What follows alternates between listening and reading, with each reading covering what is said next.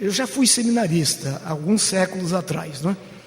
E eu estava junto com um colega, nós estávamos lá no interior de não sei onde, bem mais para lá até, e depois de falarmos na igreja, fomos convidados para almoçar na casa de uma irmã da igreja. E ele e eu estávamos comendo, a comida estava uma droga, estava horrível, estava difícil de engolir, de mastigar, tudo isso. Terminou, como diria o pastor Rubens Lopes, o repasto, não é? Os irmãos desculpem, mas eu aprendi a pregar, ele era meu pastor, o Rubens Lopes. Ninguém mais sabe quem é Rubens Lopes, não é, irmão disso? Mas nós sabemos, muito bem. Então, terminou o repasto e ele disse: minha senhora, minha irmã, eu me sinto na obrigação de dizer que esse almoço estava uma delícia. Eu cutuquei o bicho e disse: mas estava uma droga, você vai dizer que estava uma delícia? Eu não disse que estava uma delícia, eu disse: eu me sinto na obrigação de dizer. É diferente. Irmão e irmã bifanos, eu não me sinto na obrigação de dizer que estou contente de estar aqui. Eu estou contente. E eu acho, irmãos, que os irmãos deveriam fazer uma santa cruzada para que o ministério Oikos, ou o equivalente, o meu lado fotogênico é desse, pastor Bifano, que tem a cicatriz. Uma santa cruzada para que a ideia de família fosse cada vez mais recrudescida. Porque a coisa está ruim. Então existe até, quando a criança chega aos 8, 9 anos, tem aquele negócio de o que é, não tem? Não é? Chega para a gente e sempre tem uma perguntinha chata, não é? Quando eu não tenho tempo, eu acerto logo, assim ele vai embora. Quando eu tenho tempo, eu finjo que não sei e tal. Então, por exemplo, o que é pelo contrário? É isso daqui, não é? O pelo contrário. E vai por aí afora. Aí, chegou para mim e disse: qual é a diferença entre o navio, a tartaruga e a família? Aí eu tinha tempo, disse: navio, tartaruga, família. Aí ele disse: é o seguinte, tio, no navio tem o casco embaixo, a tartaruga tem o casco em cima. E parou, e eu disse: ué, e a família? Família vai bem, obrigado. Então, o problema é que a família não vai bem, obrigado. E veja, lá nos idos da década de 40, quando eu era ainda membro da Igreja Batista de Vila Mariana, onde me converti, onde fui batizado e fui dedicado ao ministério, pastor Rubens Lopes toda semana se reunia comigo. Ele era muito formal, eu tinha 17 anos, né? Vinha ao seminário com 18, e ele então toda semana me dava uma lição de casa, me chamava de senhor, não é? Nada de você, não é? Disse: irmão Olavo, o irmão tem que aprender que a vida de nossas igrejas não é aquele mar de rosas que alguns pensam. Em nossa igreja, por exemplo, quantas famílias o irmão acha que tem problemas? Minha igreja, ele disse: algumas. Eu disse: não, irmão, em nossa igreja, cada 10 famílias, 7 têm problemas sérios. Isso em 1947. Hoje é 70 vezes 7. Difícil é a família que não tem um problema sério. Que problema é problema sério. Triste, preocupante, doloroso. E a gente vai para a igreja e ouve sermões e sai de lá com senso de culpa. Nunca nossas igrejas foram tão perfeitas em dar culpa na gente, quanto nos dias de hoje. Porque há uma dicotomia. Domingo é uma coisa, de segunda a sábado é outra. Lá a gente ouve o que a Bíblia diz, às vezes ouve mal, e segunda-feira a gente esquece tudo aquilo e volta a porca ao seu vômito. Então, de vez em quando, alguém diz: aqui você é uma coisa, em casa você é outra. E isso é muito sério. Isso é muito sério. Eu me lembro que no meu... A gente tem que dizer primeiro casamento. É que eu sempre caso uma vez de cada vez, não é? Então, a coisa era... Foram 30 anos de inferno. Meu primeiro matrimônio. E às vezes eu fico pensando que inferno foi uma palavra educada, não é? Foi ruim e me fez mal, me machucou, mas o Senhor, como é bom, Ele entende o assunto, Ele usou aqueles 30 anos para dar um jeito em mim, não é? Para me ensinar umas tantas coisas, me ensinar o que é chorar, o que é tentação, como a gente não pode julgar os outros, essa coisa toda que a Bíblia diz, a gente não leva a sério.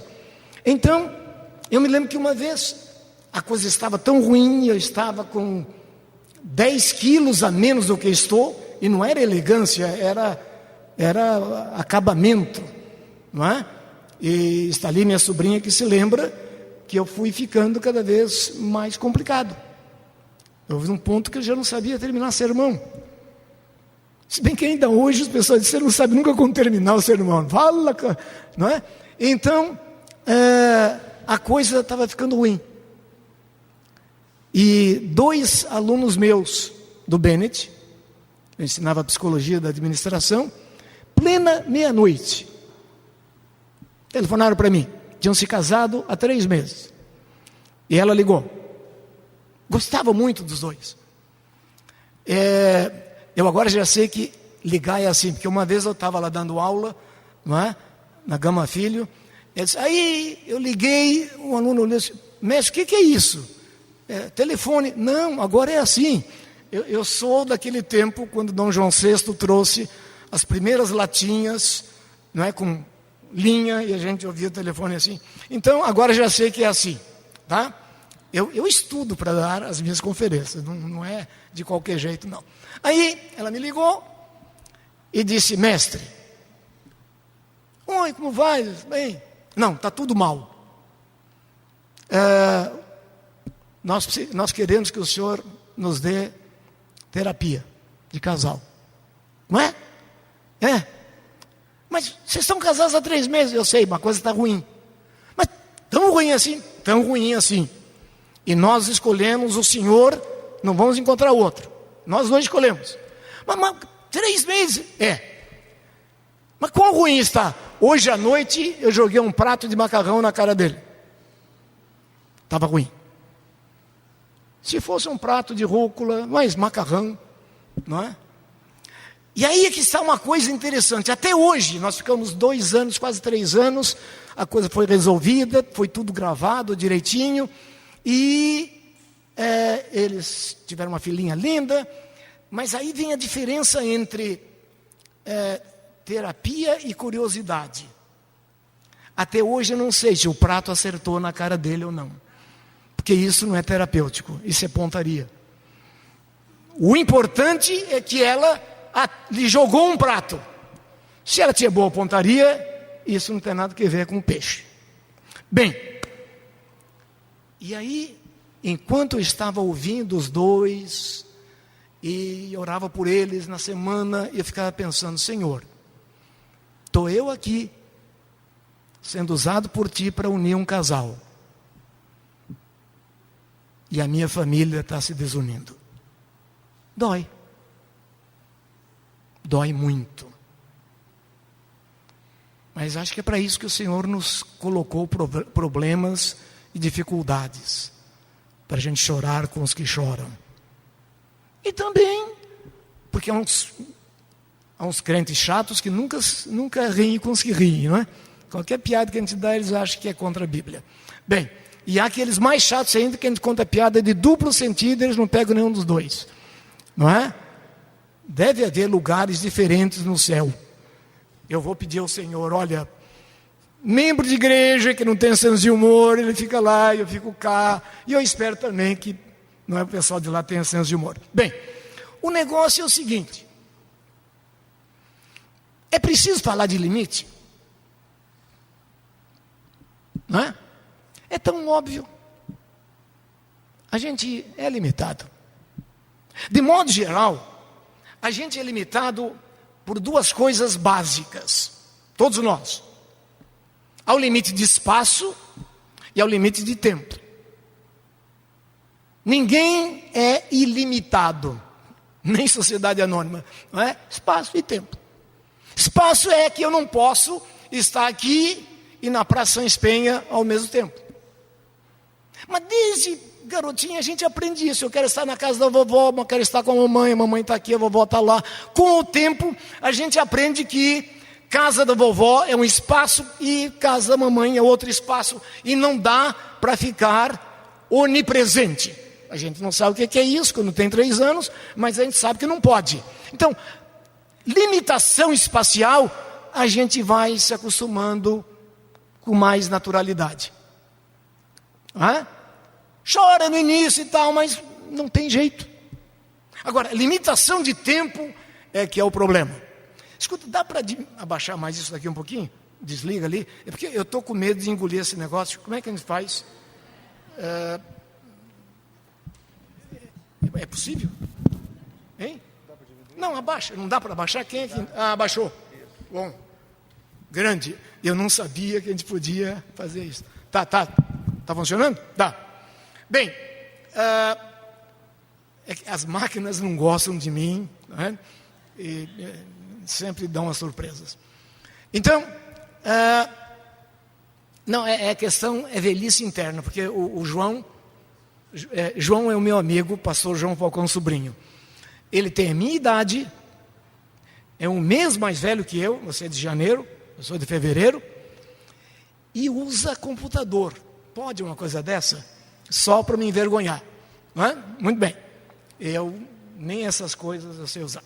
Bem, então, limite de tempo é a coisa mais pressionante. Porque o tempo matemático, esse é fácil. Não é? Dia, hora, aquela coisa toda e tal. Tempo. Veio Einstein e disse que a coisa tem relatividade.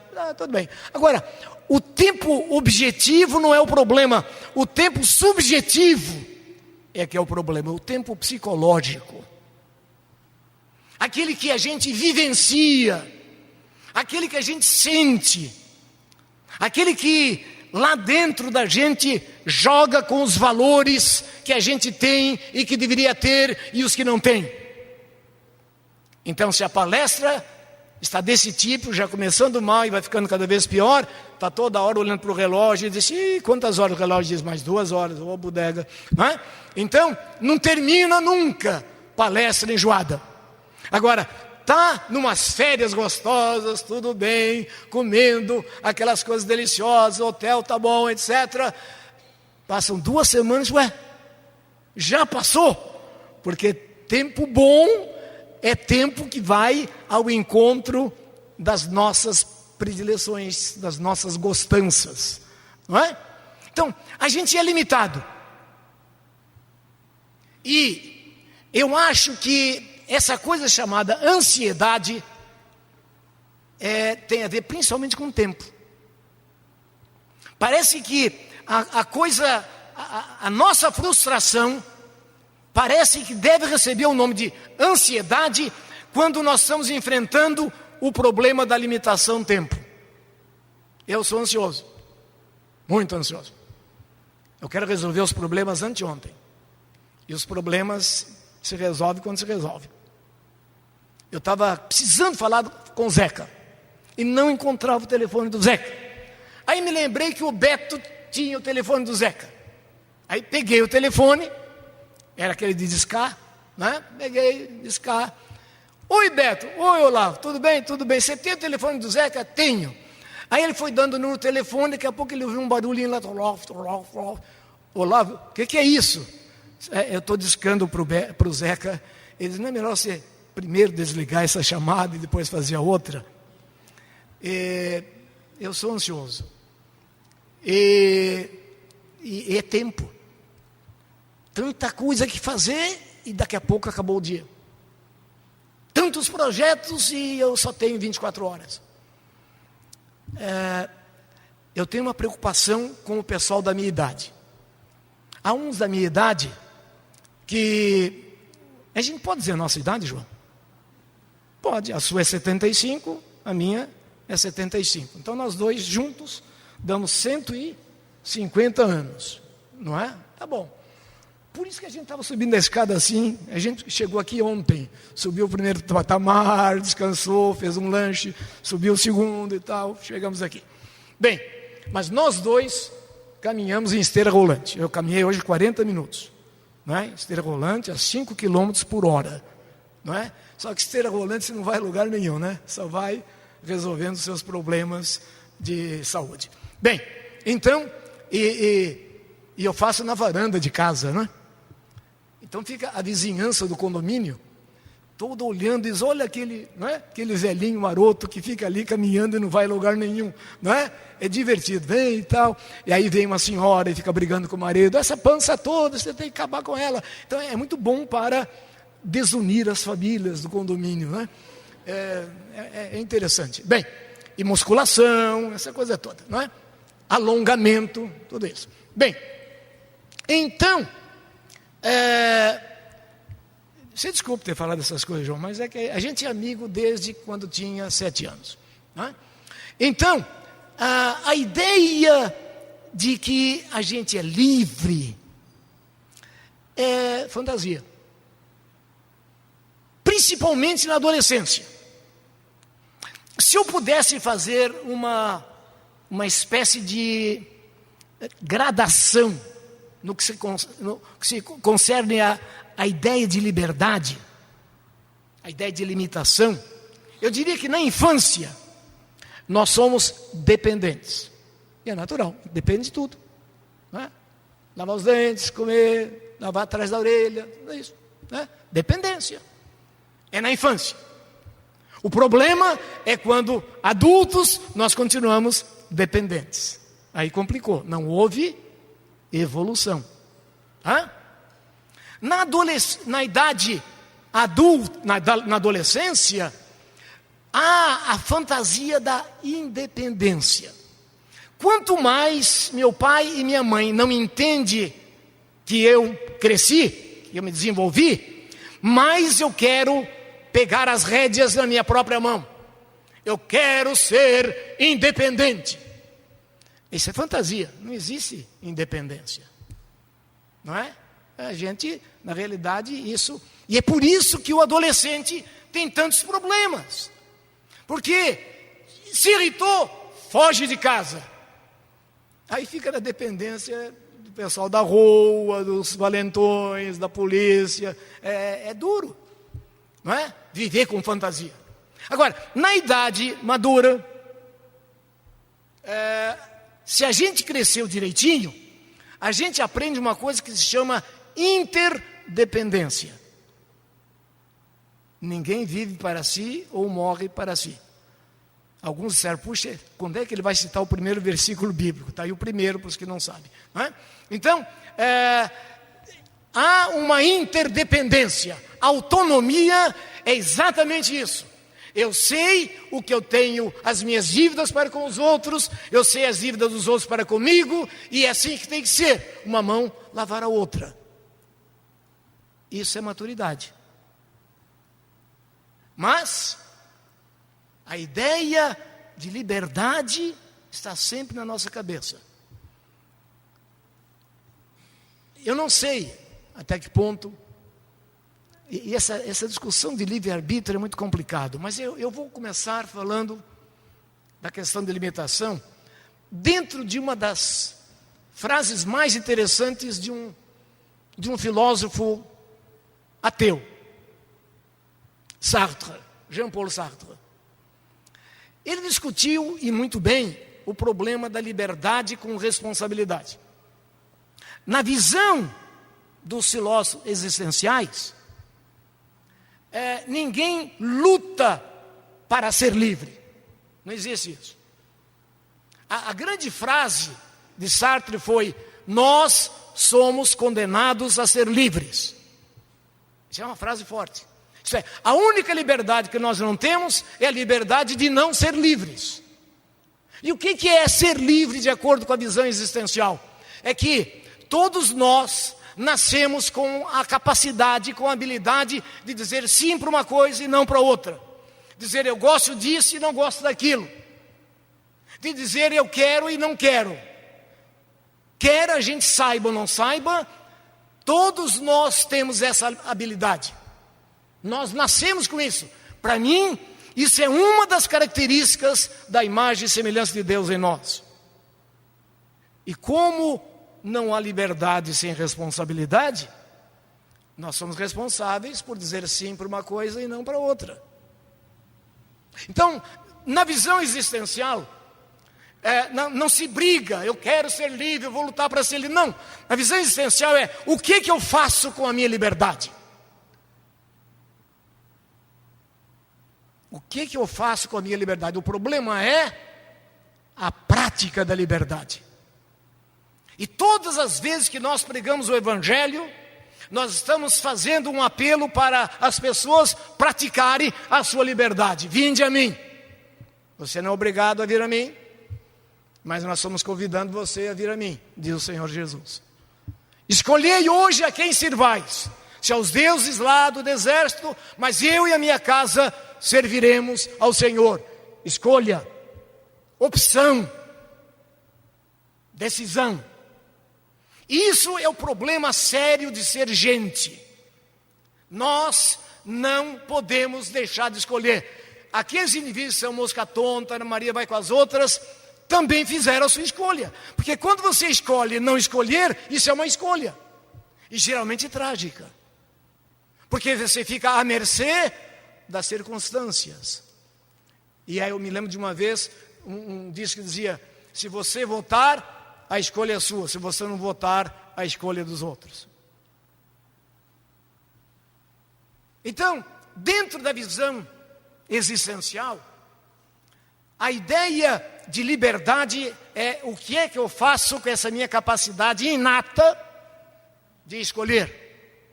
Vou dar um exemplo. Vamos imaginar que Olavo Guimarães Feijó, no caso sou eu, estivesse trabalhando muito trabalhando. Aí um grande amigo meu chega para mim e diz: Olavo, você está cansado. Aí no passado eu vivia cansado, né? Nunca trabalhava menos de 15 horas por dia. Então, você está cansado. Mas tem muita coisa que fazer, etc. Bom. Olha, você tem que tirar férias. Não posso. Não posso, porque aí, além do mais, eu não tenho dinheiro. Porque quando a gente trabalha muito, não ganha dinheiro. Não tem esse negócio? Não é? Trabalhou demais, não tem tempo para ganhar dinheiro. Então, não tem dinheiro. Aí, o meu amigo, muito amigo, não é? Ou como diziam os japoneses, muito amigo, disse: olha, escolhe onde você quer passar as férias e eu pago tudo. Puxa vida, não é? Alguém vai dizer: esse sujeito tem uma imaginação, a palestra é minha, eu uso o exemplo que eu quiser. Então, o camarada disse: eu pago. Paga. 2 semanas. 2 semanas, já era demais. 2 semanas. Você escolhe onde que você quer ir. E ainda eu escolho, puxa, pensei que ele ia me pagar 2 semanas ali, não é? Numa pousada onde tem a carrapato, aquela coisa toda, não é? Para evitar o maculata. Agora todo mundo sabe o que é maculata, não é? Picada de carrapato. Bem, então, agora vai e escolhe. E eu vou para casa, de que amigo mais horrível, eu estava tão bem, agora eu tenho que escolher para onde é que eu vou. Porque tem isso, né? E eu não vou, restaurante muito chique eu não entro. Porque você quer comer, você está com fome, né? Aí você entra naquele restaurante, o maître geralmente pede emprestado roupa de almirante, não é? Aquelas roupas alto, não é? Uma postura impressionante. E aí ele chega e dá um cardápio desse tamanho, tudo em francês. E aí fica do lado, não é? Dizendo, como quem diz, quero ver se o senhor sabe essas línguas. É humilhante. Quer dizer, você vai para comer e tem que escolher em 397 troços, e um deles se chama pomme de terre ou robe de champ. E você tem vergonha de perguntar para o maître, nem é garçom, é maître. É francês para batata cozida com casca. Olha que droga. Pomme de terre é batata em francês, o robe de champ, com a roupa do campo, é casca. Não é? Batata cozida com casca, só que em francês é caro para dedéu, não é? E você com vergonha de pedir para o sujeito, e o camarada lá já escolheu, não é? É horrível, não é? Então um amigo meu ficava com uma vergonha, uma vez ele foi na China, e o cardápio era maior ainda, mas ele não sabia que na China fazem propaganda de coisas nos cardápios, né? E a mulher disse, você trouxe o livrinho? Não, eu sei chinês, mulher. Olha, traz o livrinho no cheio. Aí foi lá e ele olhou aquele negócio todo e pôs o dedo assim. Isso. Aí o camarada sorriu, não, esse negócio chinês e tal. 2 horas depois veio uma máquina Singer para ele, não é? Porque foi o que ele tinha escolhido ali do lado. Aí houve uma separação da família. Ele começou, não é? Uma lojinha de alfaiate com aquela máquina, ficou rico e ela morreu. Bem, então, esse negócio de escolha. A vida é escolher sempre, sempre, sempre, sempre, sempre. Aí agora tem que escolher para onde é que eu vou. Aí eu estou aqui no Rio de Janeiro, nunca fui no norte, ouvi falar na Veneza brasileira, né? Recife. Aí eu digo, vou para Recife. O camarada chegou para mim e disse, escolheu? Escolhi. E ninguém obrigou. Para onde é que você quer ir? Recife. Ótimo, muito bom lugar e tal. E está aqui, me deu dinheiro, pode comprar. Vai pela Varig, você é gaúcho, você vai gostar da Varig, enquanto ela não é vendida para a TAP. É uma vergonha agora a Varig ser vendida pela TAP. Mas o que ele vai fazer? É o Brasil de hoje. Então, aí o camarada me dá o dinheiro, eu compro passagem, ele me diz, escuta, e você comprou? Comprei, você é um grande amigo, mais um abraço aqui. E você resolveu ir para Recife direto ou com escalas? Bem, eu tenho tempo, né? Eu resolvi com escalas. E quais foram as escalas que você decidiu? Eu saio sábado. A primeira escala vai ser em Dakar, a segunda em Johannesburg, na África do Sul, depois eu dou uma paradinha em Moçambique, depois eu dou uma outra na Austrália, depois eu vou dar uma paradinha na Nova Zelândia, depois Santiago do Chile, depois pego... Você não disse que vai para Recife? Eu vou. Mas as suas escalas estão indo de leste para oeste, ou de oeste para leste. E Recife fica no norte, eu sei. Mas como é que você vai fazer escala desse jeito? Tem que fazer daquele. Eu sou livre. Você me deu o dinheiro, eu sabia que tinha uma pegadinha. Eu faço escala do jeito que eu quiser. Não pode. Se você realmente quer ir do sul para o norte, não tem outra coisa senão fazer escalas do sul para o norte. Quando muito, norte e sul. Vai para a Patagônia e chega lá. Então nós aprendemos aqui 2 coisas. Se é que aprendemos.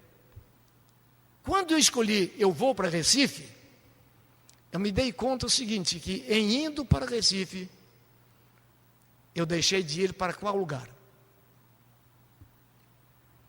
Todos os outros lugares do mundo que não sejam Recife. Ser livre é ser limitado. Só quem não exercita a sua escolha é que não se dá conta de que eu não posso escolher todas as coisas. Nós temos que aprender. O grande problema, e é por isso que eu acho que o Ministério de Família é essencial, porque a gente faz curso para tudo, menos para casar. Curso de fato. E menos ainda para ter filho. Então nós não aprendemos direito a disciplina própria, as limitações próprias. E quando vem os filhos, nós achamos o mais natural possível que eles aprendam por conta própria as suas limitações. Aí dá no que dá. Você não precisa, uma criança pequena, não precisa de 3 experiências para aprender. Então, 2:30 da madrugada, seu primeiro filho. Deve haver um regulamento em algum lugar que 2:30 da madrugada, na primeira semana depois da maternidade, que o bebê tem que chorar. Chora, não é? Com aqueles pulmões todos, quem manda ter filho saudável. A vizinhança toda batendo com a vassoura, pão e tal. Aí a gente vai lá. E ela, de fato, a criança já está roxa de chorar. Você vai deixar aquela coisinha linda, chorando, esperneando lá? Não, você vai e pega. Pega, sacode, porque qualquer coisa sacudida para de chorar. Não é? Qualquer coisa. Perde o fôlego. Aí, sacode e tal, e ela para de chorar. Oba! Parou de chorar, né? Aí, põe de volta. O que vai acontecer na madrugada do dia seguinte? Às 2h32, ela vai chorar, porque foi o que você ensinou para ela. Se você chorar com convicção, não é? Com 37 decibéis acima da capacidade de resistência da vizinhança, você garante o corpo gostoso da mamãe ou do papai, não é? E te sacudindo. Não precisa de 2 noites, basta uma. E uma vez eu estava fazendo uma palestra, não faço mais isso, que quase me expulsaram. Ela disse, mas como é que a gente faz? Deixa chorar até que venha a vizinhança toda, corpo de bombeiros, aí ela para de chorar. Quase bateram em mim. Você é um malvado, porque você não tem filho. Por falar nisso, você disse para isso que eu não tenho filho? Não é? É por isso que eu entendo tanto do assunto, né? Não tenho filho, não é? E só o carambinho. O carambinho, quando late, eu seguro no colo, porque aí é o jeito. Depois, para quem quiser, tem o carambinho aqui, não é? Como é que chama isso? A porta? Capa?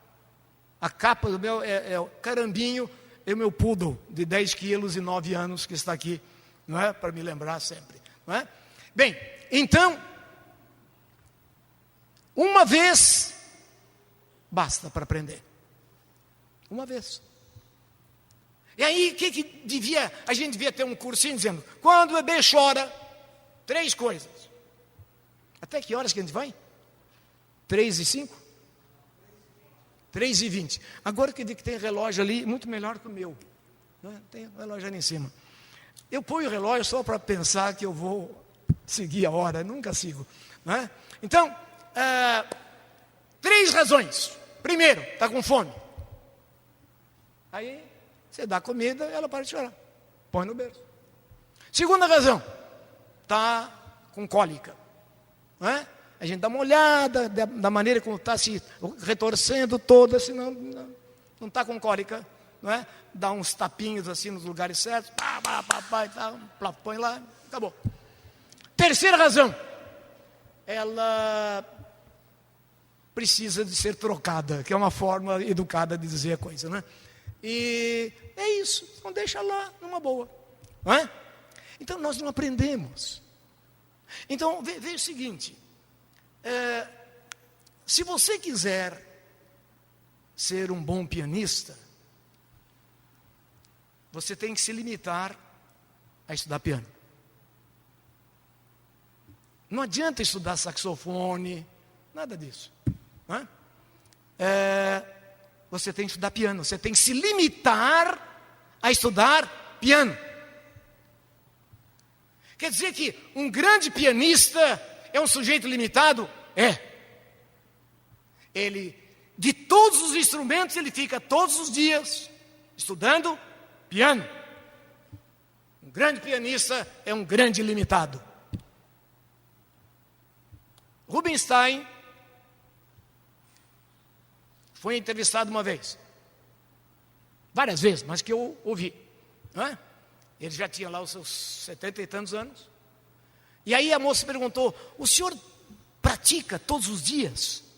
famoso como o senhor é? Disse, pratico, lógico, minha profissão. A senhora trabalha quantas horas por dia? Eu sou jornalista, às vezes trabalho 10 horas. Pois é, a minha profissão é tocar piano. Eu pratico todo dia. Mas quantas horas? Depende, às vezes 3, 4, 5 horas. Quando eu vou dar concerto, muito mais horas. Puxa vida. E o senhor já deu concerto alguma vez que passou um dia sem praticar? Já, infelizmente já. E foi um negócio que eu não gostei. Eu vou lhe contar mais uma coisa, minha senhora. Se eu for dar concerto no domingo e deixar de estudar piano um dia por semana, ao tocar no palco, eu noto a diferença, não é a mesma coisa. Agora, se eu deixar de praticar 2 dias por semana, a crítica especializada nota a diferença. E se eu ficar 3 dias sem praticar, o povo sente a diferença. Não é bonito que há pessoas que passam 27 anos sem ler a Bíblia, como membro de igreja, e não notam a diferença? Por isso que às vezes é bom visita, não é pastoral, essa coisa toda. O pastor foi lá, bateu, pastor, que bom que o senhor está aqui e tal. Aí ele foi e disse, irmãos, que tal de ler a Bíblia? É bom, pastor, sempre ler a Bíblia é bom. Então, traz a sua Bíblia. Como é, pastor? A sua Bíblia. Assim, tá. Nequinha, vai buscar a Bíblia. E ela não sabia o que era Bíblia, não é? Ela ia à igreja com a mãe. Bíblia, aquele livro grande e tal. Não é? Capa. Sim. Aí achou lá em cima de não sei de onde. Veio tirando poeira, essa coisa toda e tal. Está aqui, mãe. É isso? Isso é a Bíblia. Aí, quando abriu, o pastor abriu para ler, cheio de poeira, cai uma tesourinha de costura, não é? Pastor, que bom que o senhor veio aqui. Há 3 meses que eu procuro essa tesourinha e não encontro. Foi uma bênção. Ainda existem milagres hoje em dia, né? Então, se você deixa de estudar o seu filho um dia e não nota a diferença, se você deixa de estudar o seu marido um dia, 2 dias, 3 dias e não nota a diferença, como se diz aqui no Rio, algo está errado. Eu uma vez fiz uma sugestão para que mudar um pouquinho como é que estava a família e tal. Assim, vai lá e leva uma rosa para sua esposa. Eu sou doido. Por quê? Eu fiz isso uma vez, dei a rosa para ela, olhou e disse, o que você andou aprontando? Quer dizer, nunca mais dei a rosa, porque ele nunca deu rosa para ela, não é? A única vez que ele deu no passado, ele tinha feito lá uma tramanteira daquela, deu a rosa, depois ele descobriu, aprontou alguma. Quer dizer, porque depois de 70 anos, você dá a primeira rosa, e sem espinho, está desconfiado. Então, uma vez, eu estava aqui no seminário, veio uma senhora, disse, pastor, eu sei que o senhor gosta de criança, etc. Aí me lembrei de um cacique, lá do Tocantins, já idoso, já é um cacique índio. E aí foram entrevistá-lo e tal. Escuta, no seu tempo, quando o senhor era o chefe da tribo, eles eram canibais? Eram sim e tal.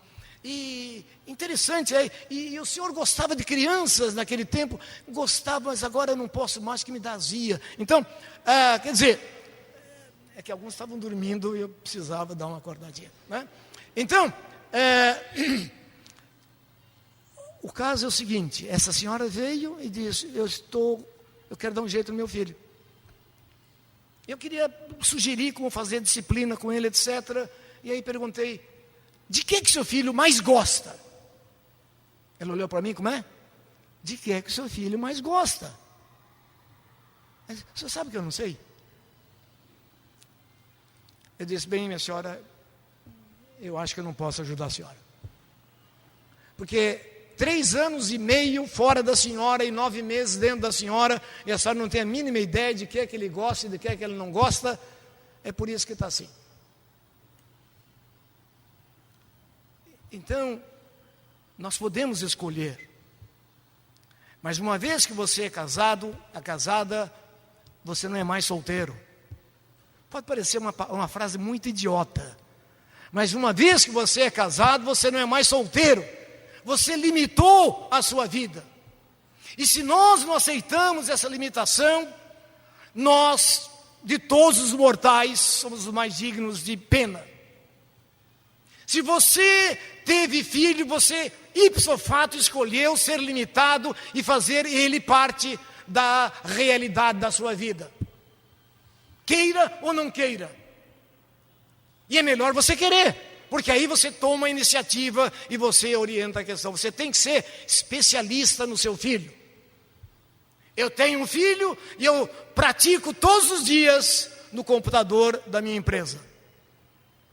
É quando meu filho tem problema, eu uso a mesma técnica que eu uso com o computador. Não dá certo, aí eu digo que a culpa é do meu filho. Filho não é computador. É muito, muito, muito, muito mais sofisticado que qualquer supercomputador. E quem ajuda o meu filho a ter os programas mais sofisticados sou eu.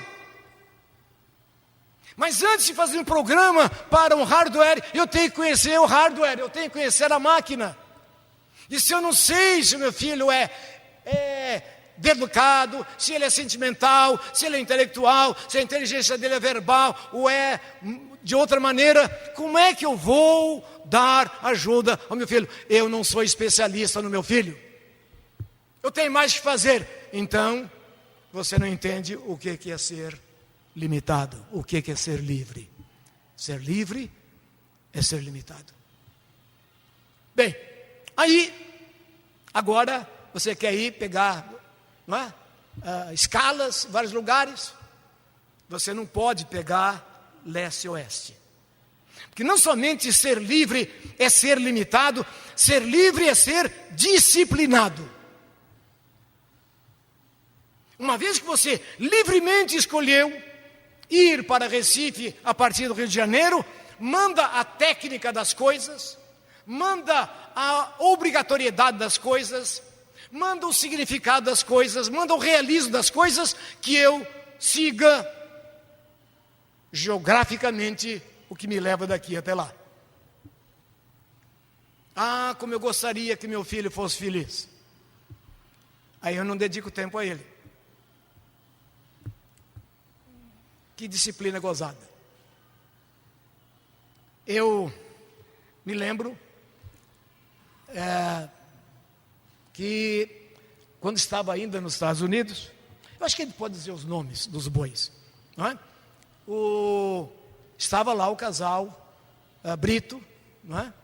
E ele fazendo doutorado, ela mestrado, e tiveram um filho, o Mauro. A gente pode dizer nome, não pode? Quando fala coisa boa, pode. Então, pode.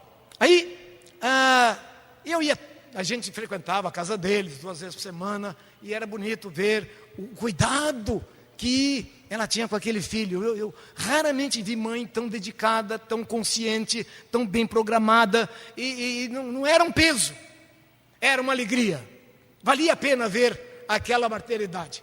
E o Mauro era um garotinho bonito, sempre cheiroso, cílios lindos, as meninas gostavam dele, etc. Bom, aí, e ela, quando ele desobedecia, ela explicava, não pode fazer por isso, entendeu? Repete, isso, tal.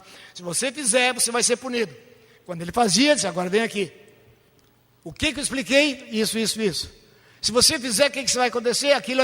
Então vai acontecer. Não vou agora fazer porque eu estou com raiva, mas espera, passando a raiva. E ele sabia que quando ela prometia, podia apostar. Então, era assim. Se dava muito bem. Um dia eu cheguei lá, em vez de ele chegar correndo e me abraçar, oi tio e tal, e a gente tinha combinado que ele ia falar inglês, que ele estava lá no Texas, não é? Mas ele estava lá num canto de Jururu, eu disse, hi Mauro, hi tio. Não é? Eu disse, ué. E a mãe, lá num canto, tá passando roupa também. Oi. Quer dizer, o que houve? É porque eu disse a ele que ele não podia fazer tal e tal coisa, porque senão eu ia bater nele. Que ele estava passando os limites. E ele fez. Eu disse, agora vou ter que bater em você. Mas eu não bato na hora, eu deixo passar. Parece sadismo, né? Porque depois a gente bate com técnica. Bem, então, mas... Ele o negócio dele é o seguinte: se ele recebe uma punição física, ele se sente humilhado. Não é dor, é humilhação. E ele sabe que vai ser punido. E está lá, borocochô, mas vai. Eu sabia que ia. Ele disse, mas faz o seguinte: ao invés de bater nele, chama, conversa, e vai substituindo a palavra bater, spanking, por punir, por disciplinar, e depois você dá uma escolha para ele. Como dá uma escolha? Pergunta se ele quer apanhar ou o que ele muito gosta. Foi aí que eu perguntei para ela, de que o Mauro gosta muito? Ele gosta muito, depois que tomou o banho da tardinha, brincar com as meninas lá embaixo, porque elas gostam muito dele, todas paparicam, etc. Quando, depois do banho, ela chama para brincar, ele não vai, é uma choradeira. Ele chora, acha que é o fim do mundo. Então, chama o Mauro e diz, olha, você fez isso, desobedeceu, aí agora você vai ter que ser punido. Não tem escolha de não ser punido. Presta atenção nesse detalhe. Mas nós podemos negociar que tipo de punição. Pausa. Mães, pais são responsáveis por estabelecer a constituição da família. O regimento interno tem que ser discutido com todo mundo. Então, isso, perguntar para a criança, devo ou não devo punir você, você delegar poderes que você não pode delegar. Você que tem que disciplinar, não a criança. Mas, de que maneira você pode negociar? E ela fez. Mauro, você vai ser punido. Você quer apanhar ou hoje não brincar lá fora, depois do jantar? 3 anos de idade. Ele olhou para ela e disse, eu posso escolher? Pode. Aí ele deu um meio sorriso e disse, então, olha o então,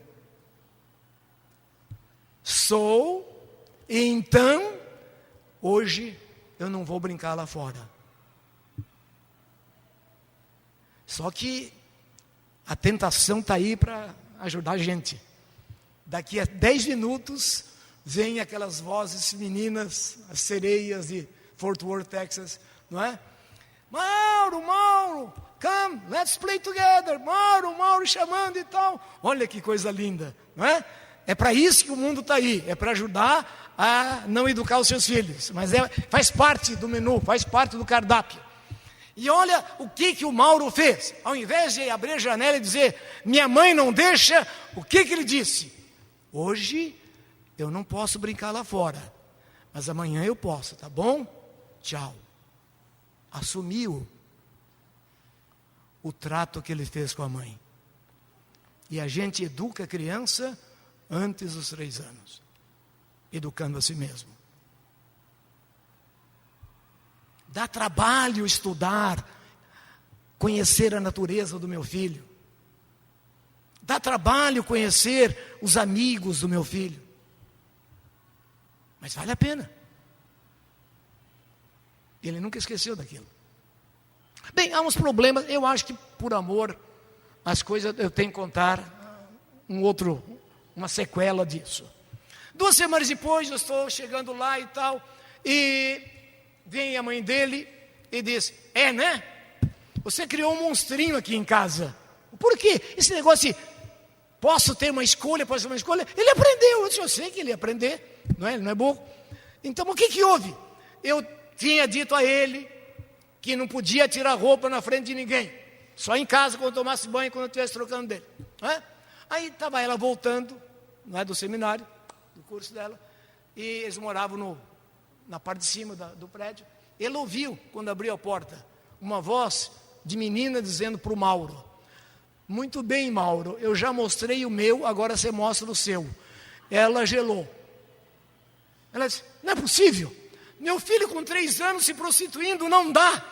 não é? E veio aquela coisa toda na cabeça, ela subiu a escada 100 por hora, e ao ponto de ver o filho começar a baixar, não é? A sua sungazinha, e quando ela viu, ela pegou na mão dele e disse: vamos para casa, você vai apanhar. E a menina saiu correndo, que não era boba e tal. E sabe esse desenho animado que a gente puxa e a criança vai voando no ar? Não. Chegou em casa, bateu a porta, e ele assustado, não é? E olhando para a mãe, e a mãe dizendo: você não devia fazer, não expliquei isso para você, você agora vai apanhar. Ele olhou para ela e disse: posso ter uma escolha? Pode sim. Quer dizer, é importante, porque ele confiava na honestidade da mãe, na inteligência da mãe, porque a mãe estudava as características do filho. Então, limite implica liberdade no processo de tomada de posição, e limite implica liberdade no sentido de aprender as técnicas que fazem parte da decisão tomada. É disciplina. Se você é indisciplinado pessoalmente, você passa a sua indisciplina para a sua família, para os seus filhos, e eles vão sofrer com isso.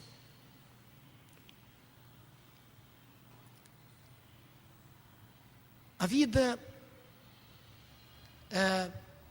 nos obriga a descobrir que nós temos cabeça depois das cabeçadas que nós tomamos. As cabeçadas são a vida ensinando a gente. O Senhor Jesus disse: não podeis servir a dois senhores.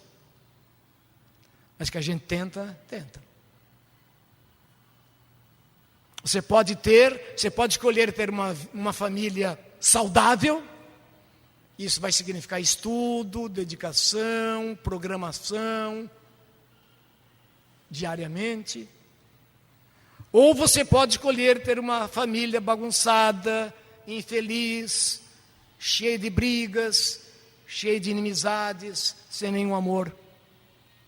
Eu não escolhi isso, escolheu.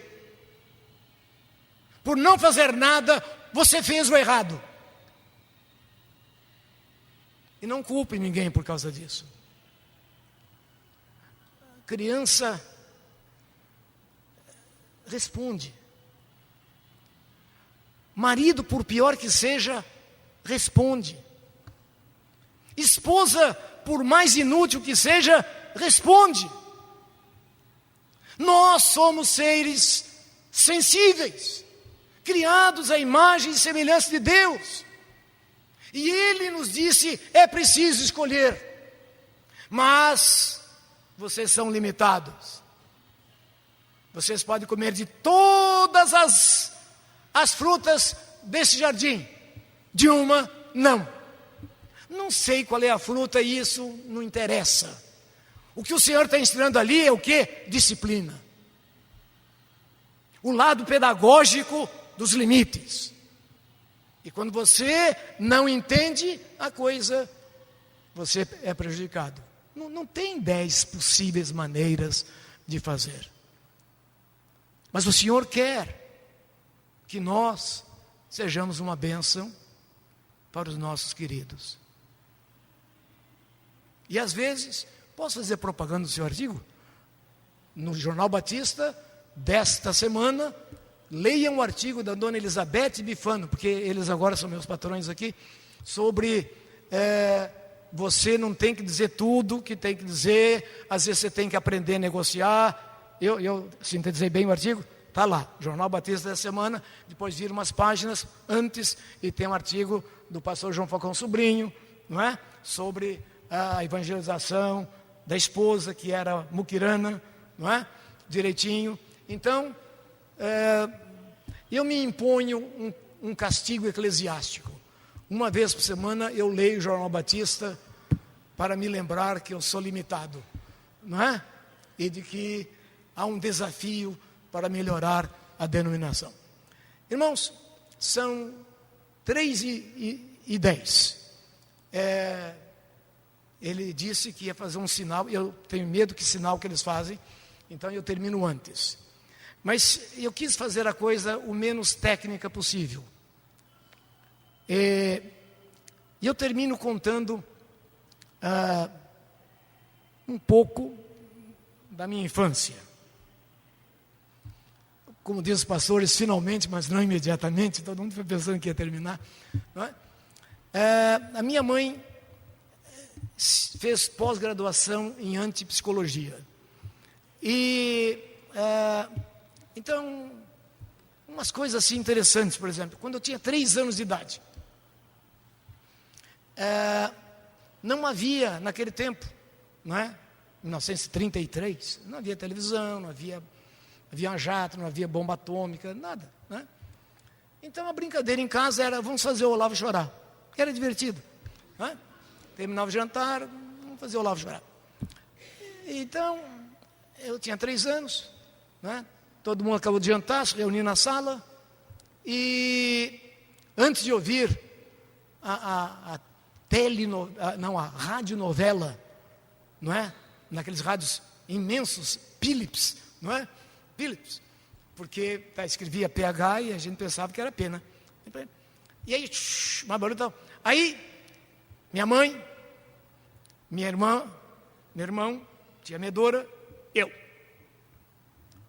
Aí minha mãe olhou para mim e disse, sabe, Olavo, você não é meu filho.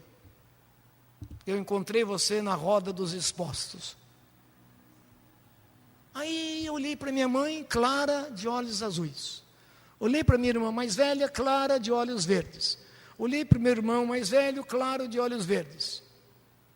Olhei para mim, o único tupiniquim da tropa, morenão, de olhos castanhos.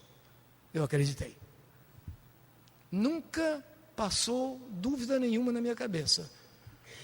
Eu acreditei que não era filho, pausa, da minha mãe. E aceitei. E nunca me senti membro daquela família. Nunca. Isso marcou minha vida. E um dos grandes problemas meus é pertencer. Ajuda, sob certo aspecto, porque as coisas para mim são permanentes enquanto duram. Mas a maneira mais espetacular que você tem de machucar um ser humano é machucá-lo aos 3 anos de idade. Porque é garantido. Você destrói um monte de coisa lá dentro. Ela fez de propósito? Não. Ela fez por maldade? Não. Era brincadeira. Criança brinca. Adulto nunca devia brincar com criança. Porque o que quer que você faça com uma criança, você está ensinando alguma coisa. O que quer que você deixe de fazer para uma criança, você está ensinando alguma coisa. E uma vez, uma aluna minha da Gama Filho disse, puxa, mestre, então só Deus devia ter filho, não é? É muito difícil. Eu disse, é. E o filho dele, ele ensinou a sofrer por nós. Que Deus nos abençoe, para que nós aceitemos o desafio de viver numa situação de limite que é família, de viver numa realidade de limites e de disciplina que é conviver, que é estabelecer que eu não sou todo poderoso e que eu tenho limites também, e que é nesses limites estabelecidos pela graça de Deus que nós nos aprofundamos. E quanto mais eu aceito os limites que Deus deu ao Olavo Feijó, mais Olavo Feijó eu estou sendo. E não me chateio com Deus não, porque Ele sabe o que quer fazer comigo. E todas as vezes que eu aceito, é uma alegria muito grande para a minha vida. Vamos orar? Senhor, como nós precisamos de Ti, para a nossa saúde pessoal e para a saúde de nossa família. quantas vezes nós pecamos por omissão ou por comissão. Mas nós queremos, Senhor, entregar-te esses nossos pecados e pedir que Tu cumpras a Tua promessa de transformar todas as coisas para o bem daqueles que Te amam. Aumenta o nosso amor por Ti, por nós mesmos, por aqueles que são membros de nossa família. Abençoa o Ministério Oicos. Abençoa, Senhor, as famílias de nossas igrejas. Ajuda-nos, Senhor, a fazer de cada lar um altar. Em nome de Jesus. Amém.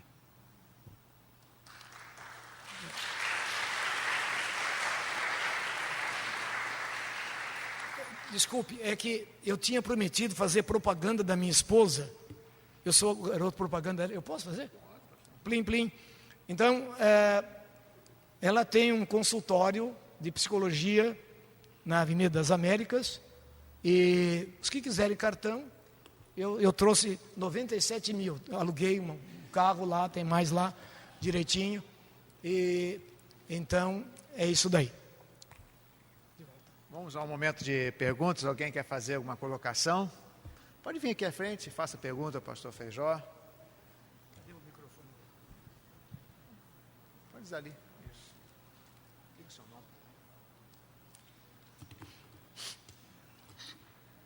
nome? Meu nome é Marcelo. Marcelo? Marcelo, é.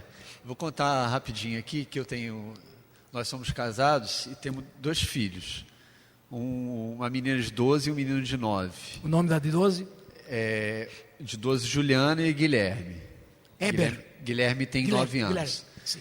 E nós vamos à igreja, praticamos a palavra, lemos a palavra e estudamos a Bíblia. Isso, a minha filha, apesar de ter 12 anos, ela já é como se fosse uma líder na escola dela, na escola bíblica dela, e meu filho também participa demais das atividades da igreja, apesar de só ter 9 anos.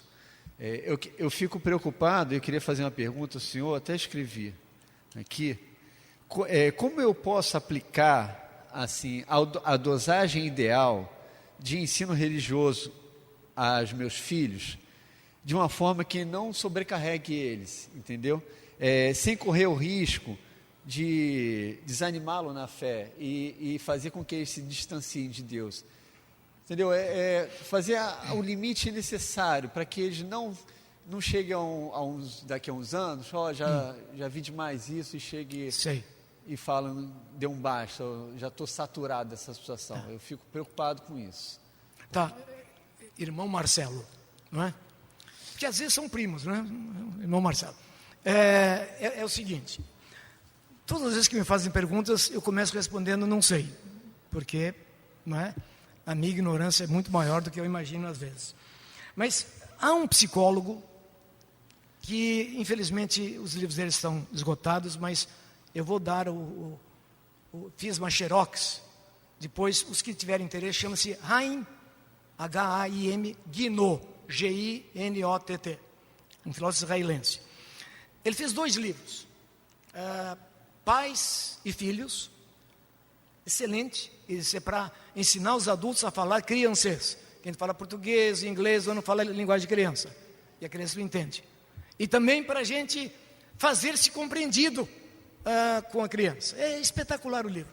E o outro ele fez Pais e Jovens, que é como falar com adolescentes e jovens, etc. Bem, essa ideia de comunicação.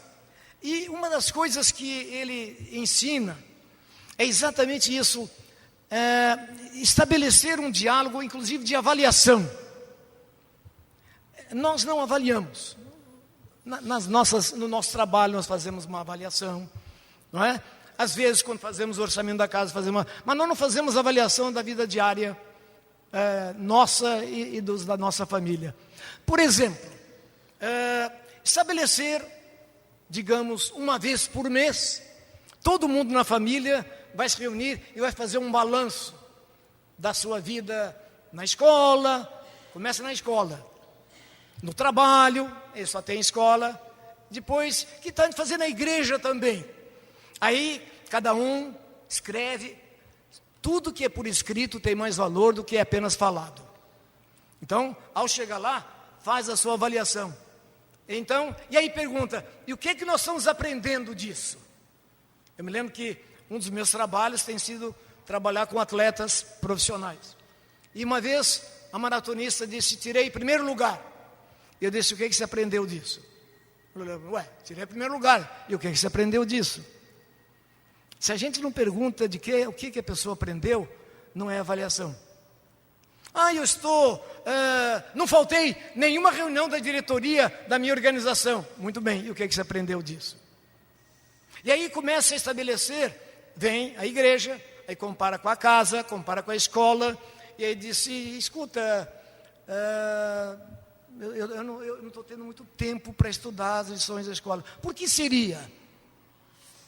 Vamos dar oportunidade de uma forma amorável para que as crianças vão aprendendo a análise crítica das coisas, a maneira delas.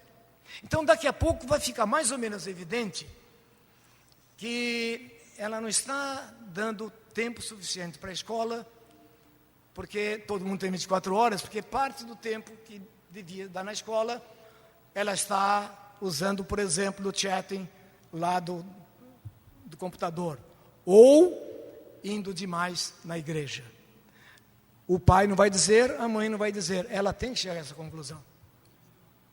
Quando é conclusão da criança, e é por isso que a gente tem que estudar característica da criança, característica do adolescente, característica do bebê, não é?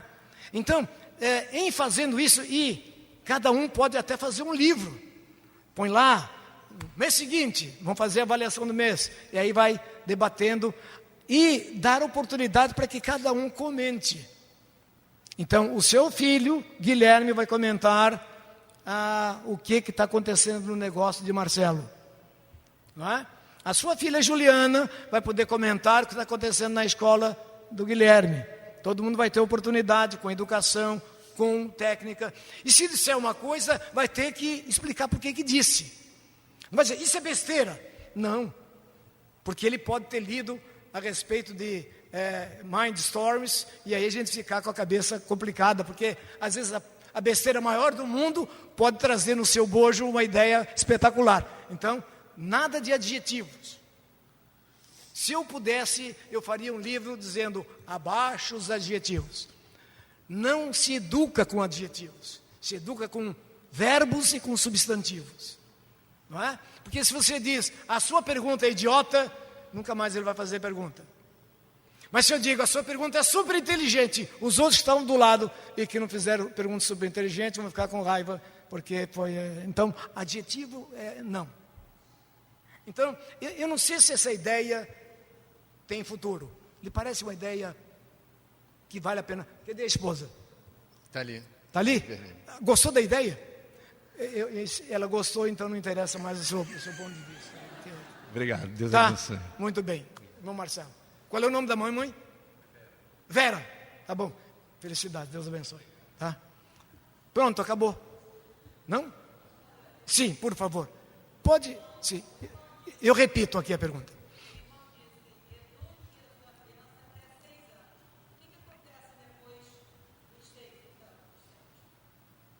Eu disse, educa até 6 anos? Parece que depois está gravado, ele não vai ver. Veja. Não. Eu acho que... Aí me lembrou dos jesuítas. Os jesuítas se especializaram em escolaridade, em educação. E eles tinham uma frase. Me entrega uma criança, os primeiros... Agora complicou minha cabeça, que eu sempre achei que era 7 anos. Os primeiros 7 anos de vida, e nós garantimos ter o controle da mente dele para o resto da vida. O que é uma paráfrase do educa a criança no caminho que deve andar. Agora, a gente pensa que esse negócio de educar é mandar para a igreja. Quer dizer, eu não faço nada e a igreja que se vire com o meu molequinho, não é? Ou com a minha molequinha, para não pensar que eu sou machista. Então, agora, já que estabeleceu limites, eu diria o seguinte: há pesquisas espetaculares que dizem que, e um deles que começou se chamava Bowlby, B-O-W-L-B-Y, Bowlby. Bowlby fez um estudo, era inglês, britânico, sobre a importância do amor, do afeto, como prevenção de neurose na idade adulta. E ele, então, fez, não dá tempo de dizer a pesquisa toda, mas ele descobriu o seguinte, que os 3 primeiros anos da vida de uma pessoa são basilares. Então, se uma criança, nos 3 primeiros anos, e eles foi pesquisando mais, e deu uma subdivisão, os primeiros 3 meses, do 4º mês ao 12º, e do 13º ao 36º. Então ele diz o seguinte, uma criança que recebeu amor, afeto, da mesma adequadamente, porque de vez em quando, daí aquela ideia de avaliação, a gente tem que perguntar, escuta, esse meu modo de amar você, está dando certo? Porque às vezes eu penso que eu estou abafando e estou arrasando, não é? Então, eu te amo, e aí, bom, faz eu te amo, aí a pessoa diz, não dá para você me amar menos, porque eu não estou aguentando, não é? Assim não dá. Então, de vez em quando a gente tem que fazer o que o pessoal chama, pegar um feedback, uma retroalimentação, perguntar para a criança, você está sentindo, por exemplo, vem uma criança e toda hora pergunta, mãe, você me ama? Mãe, você me ama? Se uma criança faz um dia assim eu também, essa mesma pergunta, ela deve estar desconfiada que não é amada. A gente tem que pegar, ter antena, não é? Então, eu posso contar uma historinha? Posso. Por enquanto o tempo é meu, né? Tem mais 5 minutos. Então, a mãe e o pai tratavam aquela criança lindamente e tal, eles se entendiam, gostavam. Não. Aí até que ela foi para a escola. Foi para a escola, depois de uma semana ela chegou em casa chorando. O que foi? Vocês não me amam, vocês não me amam. A gente ama você, até agora amor, vocês não me amam. Aí foram investigar. Primeiro dia de aula, um amiguinho dele disse, rapaz, minha mãe me deu uma sova e disse que ela está fazendo isso porque ela me ama. No dia seguinte veio um outro e disse, meu pai tirou a minha mesada porque ele disse que está fazendo isso porque ele me ama. Depois de uma semana, todos os amigos dele foram castigados e punidos, etc. E ele nunca tinha sido punido. Qual é a conclusão lógica? Consequentemente, eles não me amam. O pior não é quando a criança reclama, é quando ela nunca reclama. Quando ela nunca abre o bico. Ela vai lá dentro dizendo, eles não me amam. Eu nunca perguntei à minha mãe, de fato, se eu tinha sido encontrado na roda dos expostos. Eu acreditei. Para sempre. Com 5 anos, eu tinha dor de dente e não dizia nada para ninguém, porque eu não tinha direito, eu não era filho. Então, é bom. Então, se você não recebe amor nos primeiros 3 anos, você é um candidato à neurose. 6 anos é importante, até os 6 anos, porque o desenvolvimento racional, não é? Começa dos 6 aos 8, ou até chegar na adolescência, quando começa a discutir problemas sociais. Então, não sei se eu disse, mas foi uma boa coisa para a senhora ter comentado com a gente. Muito obrigado.